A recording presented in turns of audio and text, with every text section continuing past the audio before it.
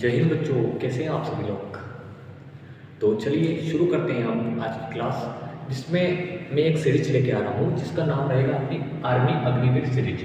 इसमें क्या रहेगा, अग्निवीर के एग्जाम में जो भी मैथ्स के टॉपिक पूछे जा रहे हैं हम उन सारे टॉपिकों को कवर करेंगे। ठीक है, बैक टू बैक हर दिन एक नई क्लास आएगी। 2 या 3 दिन में हम एक टॉपिक को कवर करके चलेंगे, क्योंकि अपने पास ज़्यादा टाइम है नहीं।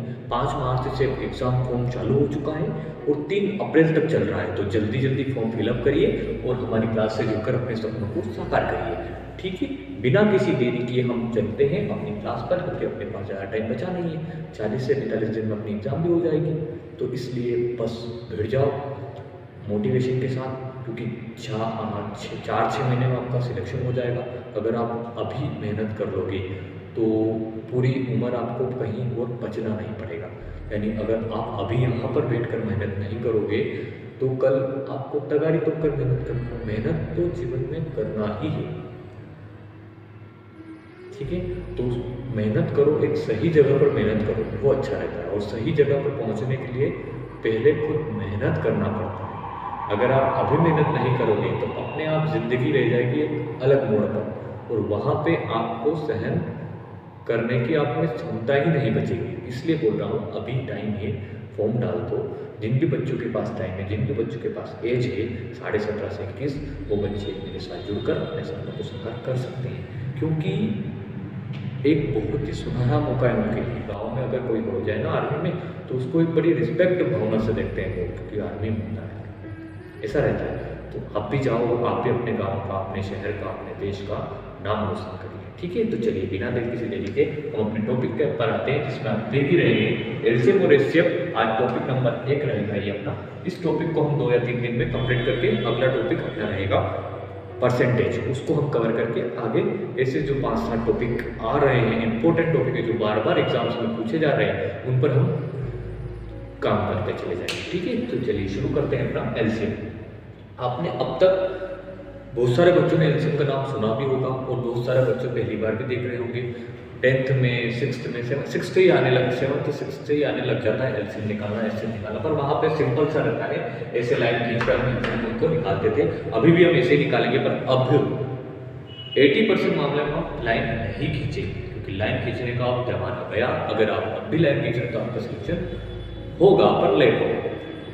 जल्दी सिलेक्शन चाहिए तो अपनी क्लास, अपने आप को थोड़ा स्मार्ट बनाओ, अपने आप को थोड़ा स्मार्ट मेथड से क्वेश्चन को सोल्व करने की थोड़ी हैबिट डालो अपने अंदर। ठीक है, तो चलते हैं एलसीएम। सबसे पहले हम छोटे छोटे पार्ट में इसको समझेंगे कि एल का मतलब, सी का मतलब क्या है, एम का मतलब क्या है, इसमें एच का मतलब क्या है, सी का मतलब क्या है, एफ का मतलब क्या है। क्योंकि जब तक हमें मतलब पता नहीं रहेगा तो उसके अंदर का हम पता ही नहीं कर पाएंगे कि एक्चुअली में है क्या, एलसीएम है क्या, वो तो समझे पहले हम। ठीक है, तो हम शुरू करते हैं एलसीएम से कि एलसीएम बेसिकली होता क्या है। ठीक है, तो एल का मतलब होता है इसमें लिस्ट, क्या होता है लिस्ट। सी का मतलब होता है इसमें कॉमन, कॉमन मैं इसका हिंदी में मतलब बताऊंगा, हिंदी वाले बच्चे। एम का मतलब होता है मल्टीपल, सीधा सीधा आपका मल्टीपल इसमें बोल सकते हैं। ठीक है, तो अब समझ लो एलसीएम का हिंदी में मतलब देखो। लिस्ट का मतलब होता है सबसे छोटा, क्या होता है लिस्ट का मतलब, क्या होता है सबसे छोटा। लिस्ट का मतलब क्या होता है सबसे छोटा। क्या होना सबसे छोटा, यानी सबसे छोटा। कॉमन यानी क्या होता है एक जैसा होना चाहिए, जितने भी नंबर हो उसमें एक जैसा होना चाहिए, एक जैसा होना चाहिए। अभी जिसको समझ में नहीं आ रहा है चुपचाप देखते चले जाओ, अपने आप समझ में आते चला जाएगा। ठीक है, मेरे को इतना तो पता है कि आपको पूरा समझने के बाद, पूरा बताने के बाद डाउट, एक भी डाउट नहीं आने वाला है इसमें। ठीक है, तो कॉमन। मल्टीपल का मतलब आप समझ सकते हो, इसमें गुणज हो जाएगा इसमें। और अब बोलोगे आप ये गुणज क्या बना है, ऐसा ये गुणज क्या है, वो तो समझाओ पहले, रिलेशन बताना। तो चलिए इसके छोटे छोटे मतलब से हम समझते हैं। डिस्टेंस जो आप समझ गए होंगे। कॉमन यानी क्या होता है एक जैसा होगी, आप समझ गए होंगे। अब आती है बात मल्टीपल क्या होता है, गुणज क्या होता है, उसको समझो पहले। ठीक, मैं आपसे पूछता हूँ, सबसे पहले मैं आपसे पूछ रहा हूँ कि मल्टीपल में अगर हम देखें तो मैं लिखता हूँ कि 12 का मल्टीपल हमें लिखना है। क्या होता है 12 का मल्टीपल, तो क्या होता है मल्टीपल, क्या होता है ये, आप बोलोगे मल्टीपल वो होता है जो 12 के टेबल में आते हैं, वो उसका मल्टीपल होता है। यानी 12 के टेबल में तो बहुत सारे आ सकते हैं, 12 का 12, 12 दूनी 24, 12 तिया 36, 12 चौक 48, 12 पंजे 60, 12 छक 72। ऐसे बहुत सारे इसके मल्टीपल तो बन सकते हैं, हजारों मल्टीपल बन सकते हैं इसके, तो कोई लिमिट ही नहीं है मल्टीपल की। ठीक है, अब एक और नंबर लेते हैं अपन, मान लो 16 का मल्टीपल पूछ लेता हूँ आपका। 16 का भी वही हो जाएगा, 16 एकदम 16, 16 दूनी 32, 16 तिया 48, 16 चौक 64, 16 पंजे 80। ऐसे बहुत सारे इसके मल्टीपल भी हम बना सकते हैं। यानी मल्टीपल की कोई लिमिट ही नहीं है, बहुत सारे नंबर है, मल्टीपल तो बहुत सारे हो सकते हैं। अब देखो मल्टीपल लिख दिए हमने, 12 और 16 के मल्टीपल लिख दिए। List common multiple. अब देखो क्वेश्चन कैसे बनता है। अब एलसीएम क्या होता है, अब टर्निंग पॉइंट है एलसीएम निकालने का। मान लो मैं आपसे पूछ लूँ 12 और 16 का एलसीएम ही पूछ लेता हूँ, अभी सिंपल सी भाषा में आपको समझाने के लिए 12 और 16 का एलसीएम ही पूछ लेता हूँ कि 12 और 16 का एलसीएम होगा क्या। तो क्या होता है इससे समझेंगे अपन। देखो एलसीएम क्या होता है, लिस्ट कॉमन मल्टीपल। लिस्ट यानी सबसे छोटा, कॉमन यानी एक जैसा, और मल्टीपल यानी गुणज। तो सबसे छोटा देखना है लिस्ट, लिस्ट यानी सबसे छोटा देखना है इसमें। मल्टीपल लिखने के बाद सबसे छोटा देखना है, क्या देखना है, एक जैसा देखना है। मल्टीपल लिखने के बाद सबसे छोटा एक जैसा देखना है, तो मल्टीपल लिख दिए, सबसे छोटा एक जैसा देखो। सबसे छोटा 12 है इसमें, अब क्या इसमें 12 है, आप बोलोगे नहीं। 24 है, क्या 24 है, नहीं है। 36 है, क्या इसमें 36 दिख रहा है आपको कहीं नीचे, आप बोलोगे नहीं दिख रहा है। 48 48 दिखा आप इसमें, आप बोलोगे हाँ सर इसमें भी 48 दिखा, यानी क्या आ गया, आप बोलोगे ये एलसीएम आ गया। क्या आ गया, ये एलसीएम आ गया। ठीक है, समझे कुछ। सबसे छोटा एक जैसा गुणज होना चाहिए, सबसे गुणज लिख दिया दोनों का एक जैसा, 48 48 दोनों में, और सबसे छोटा भी है। यानी 48 48 एक ऐसा नंबर आया है जो 12 से भी करता है और 16 से भी करता है, और एक ऐसा नंबर है जो सबसे छोटा है। बड़ा तो बहुत सारे नंबर हो सकते हैं, ऐसा नहीं है कि इससे बड़े कोई नंबर नहीं जो 12 और 16 से कटे, पर ये सबसे छोटा है, इससे छोटा कोई नंबर नहीं मिलेगा। 48 से छोटा कोई सा भी नंबर नहीं है दुनिया में जो इन दोनों से कट जाए। 48 से छोटा नेचुरल नंबर में देखें अगर, तो 48 से छोटा कोई नंबर नहीं है जो इन दोनों से कट जाए। तो क्या है ये एलसीएम आया। आप मतलब समझे कि एलसीएम का मतलब क्या होता है। अब आप बोलोगे कि सर इसका एलसीएम क्या हम इसे मल्टीपल लिखकर निकालेंगे, तो मैं ये बोल रहा हूँ कि हमें मल्टीपल लिखना नहीं है हर एक क्वेश्चन में। हर एक क्वेश्चन में अगर मल्टीपल निकालने बैठ जाएंगे तो 5-7 दिन में एक ही का एलसीएम निकल के आएगा। अगर बड़ा बड़ा एलसीएम निकालना है तो हमें एलसीएम ऐसे नहीं निकालना है। मैं तो मतलब बता रहा हूँ कि एलसीएम क्या होता है। क्या होता है एलसीएम, मल्टीपल लिख के उसमें कॉमन देखते हैं, वो होता है एलसीएम। बहुत सारे बच्चों आज पता चला होगा कि सबसे छोटा कॉमन मल्टीपल देखते हैं इसमें। इस जो फुल फॉर्म है इसका मतलब ही आज पता चला होगा बहुत सारे बच्चों को। आया समझ में?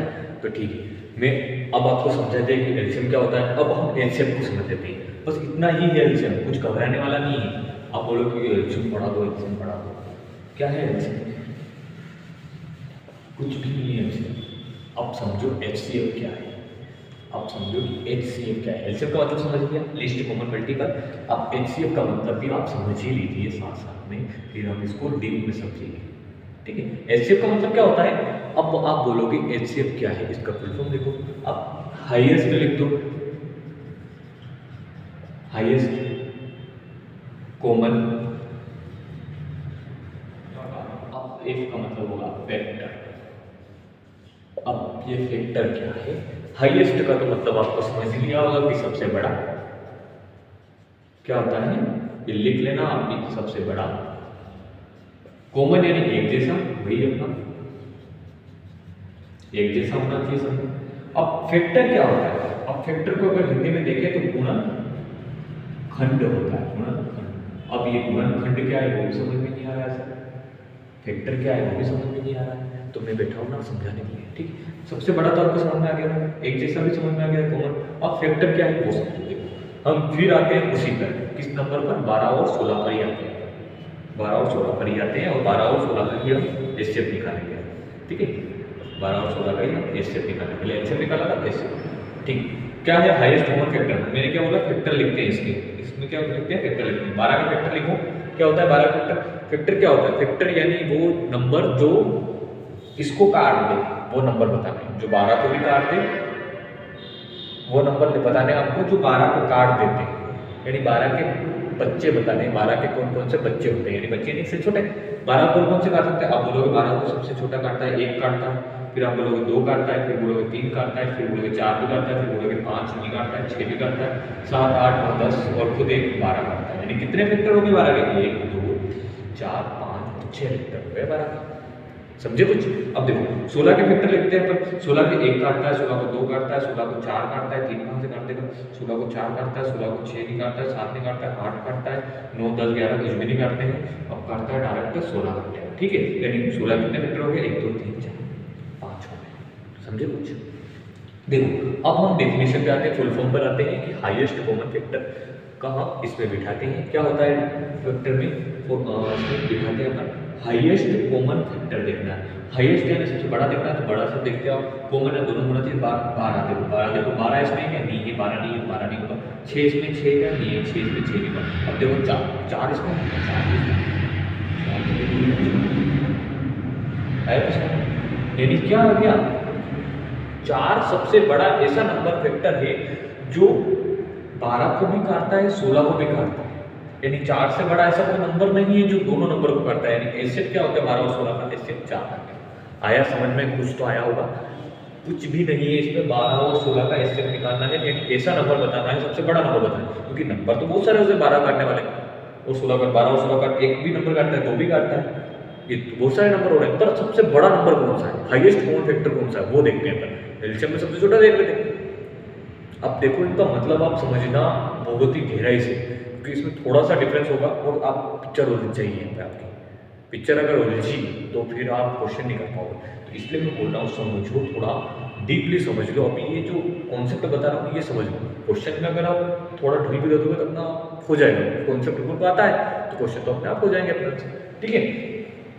अब आपको समझ में आ गया होगा, ऊपर ऊपर से थोड़ा थोड़ा समझ में आया होगा कि एलसीएम एक्चुअल में है क्या, एचसीएफ एक्चुअल में होता क्या है, वो तो समझ में आया ना? ठीक है, बस यही बताना था मेरा। अब निकालना कैसे है वो मैं क्वेश्चन में साथों साथ बताते चले जाऊँगा कि एलसीएम कैसे निकालना है, एचसीएफ कैसे निकालना है। तो पहले आपको मतलब बताना था कि एलसीएम का मतलब, एचसीएफ का मतलब, वो मैंने बता दिया है। तो ठीक है, मैं अब आपको क्वेश्चन शुरू करते हैं। एलसीएम डेफिनेशन लिख लीजिए, जिसमें आपको लिखना है एचसीएफ में डेफिनेशन लिख पा रहा हूँ मैं कि 12 और 16 का एचसीएफ निकालने की डेफिनेशन कैसे यूज करते हैं। देखो एचसीएफ की अगर लिखना है तो कैसे लिखेंगे कि वह सबसे बड़ा नंबर, वह बड़े से बड़ा नंबर, वह बड़े से बड़ा नंबर जो प्रत्येक दी गई संख्या को, वह बड़े से बड़ा नंबर जो प्रत्येक दी गई संख्या को यानी 12 और 16 को पूरा पूरा काट दे या पूरा पूरा डिवाइड कर दे, ठीक है, या पूरा पूरा काट दे, पूरा पूरा भाग दे दे, कुछ भी आप अपने लैंग्वेज लिख सकते जो आप समझ में आता है, ठीक है। यानी ये बड़ा से बड़ा नंबर है जो 12 को भी करता है, ये बड़ा से बड़ा नंबर है जो 16 को भी करता है, समझ में? ठीक, ये था अपना एचसीएफ।